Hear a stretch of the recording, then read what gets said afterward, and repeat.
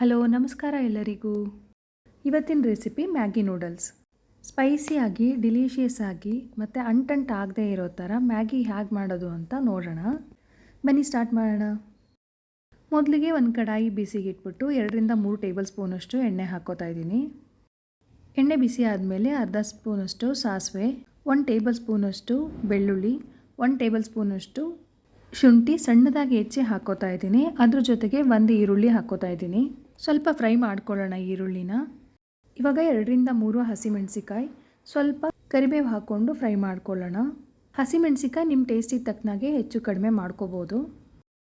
ಇದೆಲ್ಲನೂ ಒಂದ್ಸರಿ ಫ್ರೈ ಮಾಡಿಕೊಂಡು 1 ಹೆಚ್ಚಿದ ಟೊಮೆಟೊ ಸೇರಿಸ್ಕೋತಾ ಇದ್ದೀನಿ. ಟೊಮೆಟೊ ಅರ್ಧದಷ್ಟು ಮೆತ್ತಗಾಗೋವರೆಗೂ ಫ್ರೈ ಮಾಡ್ಕೋಬೇಕು.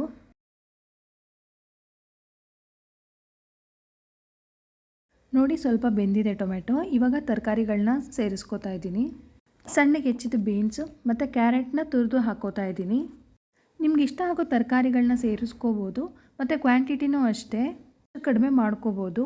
ಬೀನ್ಸು ಕ್ಯಾರೆಟು ಸ್ವಲ್ಪ ಬೆಂದಾದಮೇಲೆ ಹಸಿ ಬಟಾಣಿ ಸೇರಿಸ್ಕೊಂಡು ಫ್ರೈ ಮಾಡ್ಕೋತಾ ಇದ್ದೀನಿ. ಬೀನ್ಸು ಕ್ಯಾರೆಟು ಟೊಮೆಟೊ ಎಲ್ಲ ಬೇಯೋಕ್ಕೆ ಸ್ವಲ್ಪ ಟೈಮ್ ತೊಗೊಳುತ್ತೆ, ಹಾಗಾಗಿ ಫಸ್ಟೇ ಹಾಕ್ಕೊಂಡು ಬೇಯಿಸ್ಕೋತಾ ಇದ್ದೀನಿ. ಬಟಾಣಿ ಕ್ಯಾಪ್ಸಿಕಮ್ ಎಲ್ಲ ಸ್ವಲ್ಪ ಬೇಗ ಬೇಯೋದ್ರಿಂದ ಲೇಟಾಗಿ ಹಾಕ್ಕೊಂಡು ಬೇಯಿಸ್ಕೋಬೋದು.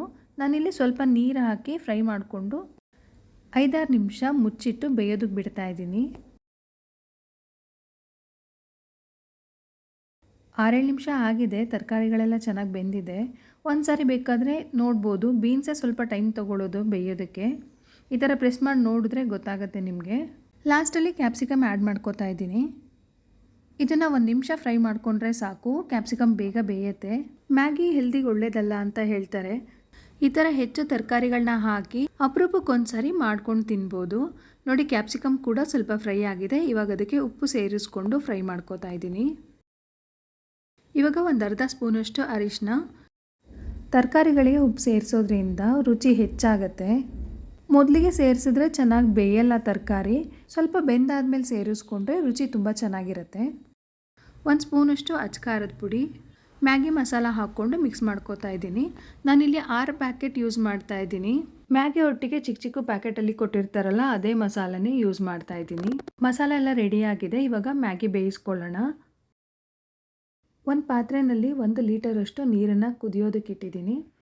ನೀರು ಕುದೀತಾ ಇದೆ. ಇವಾಗ ಇದಕ್ಕೆ ನೂಡಲ್ಸ್ ಸೇರಿಸ್ಕೊಳ್ಳೋಣ. 6 ಪೀಸ್ ನೂಡಲ್ಸ್ನ ಸೇರಿಸ್ಕೋತಾ ಇದ್ದೀನಿ. ಸ್ವಲ್ಪ ಉಪ್ಪು ಸೇರಿಸ್ಕೊಂಡು 2 ನಿಮಿಷ ಇದೇ ಥರ ಕುದಿಸ್ಕೋಬೇಕು. 2 ನಿಮಿಷ ಆಗಿದೆ. ಇವಾಗ ನೀರಿಂದ ತೆಗೆದುಬಿಟ್ಟು ಬಸ್ದಿದ್ದೀನಿ. ಇವಾಗ 1 ಲೋಟದಷ್ಟು ಕೋಲ್ಡ್ ವಾಟರ್ನ ಹಾಕ್ತಾ ಇದ್ದೀನಿ. ಕೋಲ್ಡ್ ವಾಟರ್ ಹಾಕೋದ್ರಿಂದ ಕುಕ್ಕಿಂಗ್ ಸ್ಟಾಪ್ ಆಗುತ್ತೆ. ಆ ಬಿಸಿಗೇನೆ ಜಾಸ್ತಿ ಮ್ಯಾಗಿ ಬೆಂದ್ಬಿಟ್ಟು ಮೆತ್ತಗೆ ಆಗಿಬಿಡತ್ತೆ. ಅದು ಸ್ಟಾಪ್ ಆಗಲಿ ಅಂತ ಕೋಲ್ಡ್ ವಾಟರ್ನ ಸೇರಿಸ್ತಾ ಇದ್ದೀನಿ. ಕೋಲ್ಡ್ ವಾಟರ್ನ ಸೇರಿಸಾದ್ಮೇಲೆ 1 ಸ್ಪೂನಷ್ಟು ಎಣ್ಣೆ ಹಾಕಿ ಬಿಡಿ ಮಾಡ್ಕೋಬೇಕು. ಎಣ್ಣೆ ಹಾಕೋದ್ರಿಂದ ಒಂದಕ್ಕೊಂದು ಅಂಟಂಟಾಗಲ್ಲ, ಬಿಡಿಯಾಗೇ ಇರುತ್ತೆ. ನೋಡಿ ಇವಾಗ ಮಸಾಲ ಒಟ್ಟಿಗೆ ಮಿಕ್ಸ್ ಮಾಡ್ಕೋತಾ ಇದ್ದೀನಿ. ನಿಧಾನವಾಗಿ ಬ್ರೇಕ್ ಆಗದೆ ಇರೋ ಥರ ಮಿಕ್ಸ್ ಮಾಡ್ಕೋಬೇಕು.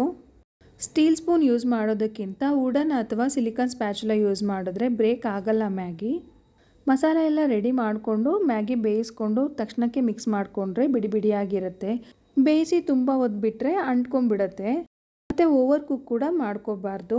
ಲಾಸ್ಟಲ್ಲಿ ಕೊತ್ತಂಬರಿ ಸೊಪ್ಪು ಸೇರಿಸ್ಕೊಂಡು ಸರ್ವ್ ಮಾಡಿಕೊಂಡ್ರೆ ಮ್ಯಾಗಿ ರೆಡಿ. ರೆಸಿಪಿ ಇಷ್ಟ ಆದರೆ ಒಂದು ಲೈಕ್ ಮಾಡಿ, ಹೀಗೆ ಸಪೋರ್ಟ್ ಮಾಡ್ತಾಯಿರಿ. Thank you for watching.